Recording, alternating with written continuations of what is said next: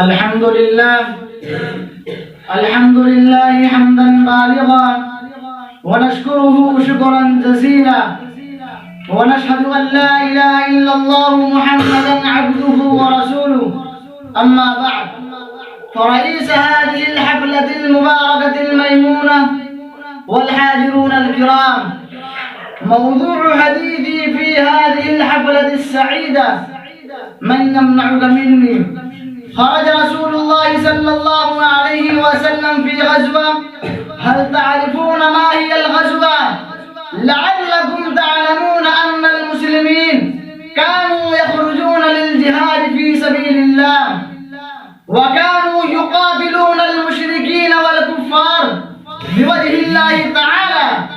ولعلكم تعلمون فضيلة الجهاد في سبيل الله.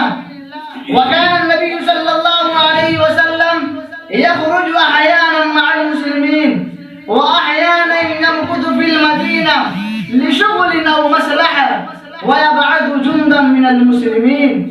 فالغزوة ما خرج فيها رسول الله صلى الله عليه وسلم في جند من المسلمين للجهاد في سبيل الله. نعم، فخرج رسول الله صلى الله عليه وسلم في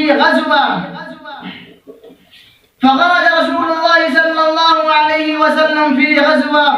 وكانت أيام الصيف، فأراد رسول الله صلى الله عليه وسلم أن يستريح. وليس في البرية مكان يستريح فيه الإنسان إلا الشجر، وليس في البرية في بلاد العرب شجر كثيرة وليس فيها إلا سمر. أكتفي بهذه الكلمات العديدة، وآخر دعوانا أن الحمد لله رب العالمين.